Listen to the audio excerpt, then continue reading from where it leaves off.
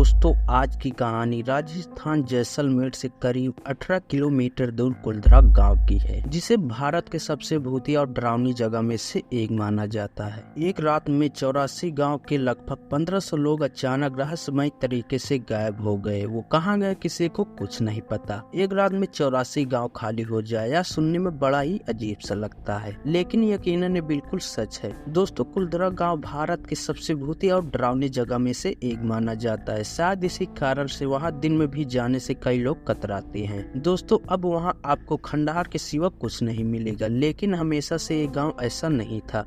एक दौर ऐसा था जब यहाँ के घर आबाद हुआ करते थे, चारों तरफ हरियालियाँ थी। लेकिन एक रात में ऐसा क्या हुआ जिसके कारण से एक हंसता खेलता हुआ गांव खंडहर में तब्दील हो गया। दोस्तों मैं आज की वीडियो के जरिए उन्हीं कारणों पर रोशनी डालने की कोशिश करूंगा। दोस्तों राजस्थान में आपको तो ऐसे कई भूतिया प्लेस मिल जाएंगे, लेकिन कुलधरा जैसा कोई प्लेस नहीं। यहाँ की सुनसान गलियां खंडहर में तब्दील हो चुके घर किसी को भी डराने के लिए काफी है। दोस्तों वहाँ के लोकल निवासियों का कहना है कि उस गांव में भूत प्रेत का साया है। उस गांव से रोज रात बच्चे के रोने की आवाजें तो कभी औरतों के घुंघरुओं के बजने की आवाजें आती रहती हैं।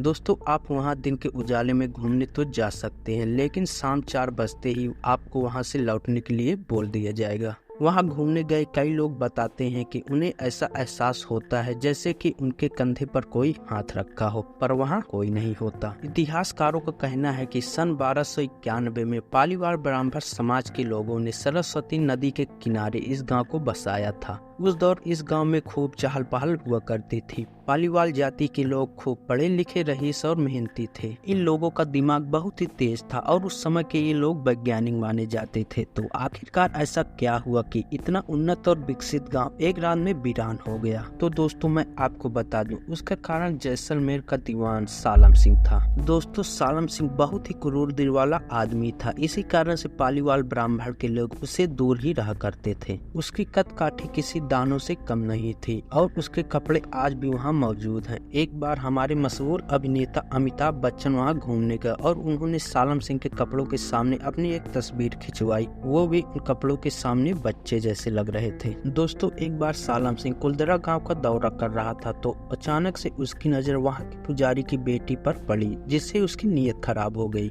अब वो उस लड़की को किसी भी हालत में पाना चाहता था, यहाँ तक कि उसने उस लड़की को कई बार उठवाने की भी कोशिश की, लेकिन उसकी हर बार कोशिश नाकाम हो जाती। आखिरकार जब उसकी उस लड़की को पाने की ख्वाहिश पूरी नहीं हुई तो उसने उस गांव में संदेश तक भिजवा डाला। उसने उस संदेश में लिखा था कि अगले पूर्णमासी की रात तक उस लड़की को सालम सिंह की हवेली पर पहुंचा दो, वरना वो अपने सैनिकों के साथ उस गांव पर हमला कर देगा। अब दोस्तों पालीवाल लोगों ने ये संदेश पाते ही परेशान हो गए। उन्हें समझ में नहीं आ रहा था कि अब वो करे क्या। इसके बाद तुरंत ही एक मंदिर में पूरे 84 गांव के लोगों को इकट्ठा करा गया और एक मीटिंग की गई। उस मीटिंग में बूढ़े से लेकर बच्चे तक शामिल थे और बहुत ही सोच विचार करने के बाद उन लोगों ने ये डिसाइड किया कि वो सब एक गांव छोड़कर शांति से चले जाएंगे। उनका कहना था कि हम अपनी इज्जत का सौदा नहीं करेंगे, चाहे कुछ भी हो जाए। और आने वाली रात को सभी अपनी सबसे जरूरी और कीमती सामान को लेकर उस गांव को हमेशा के लिए छोड़कर चले गए। लेकिन जाते जाते उन्होंने इस गांव के एक ऐसा श्राप दिया कि ये गांव कभी आबाद ही नहीं हो पाया और यहीं से हंसता खेलता गांव एक रात में वीरान हो गया।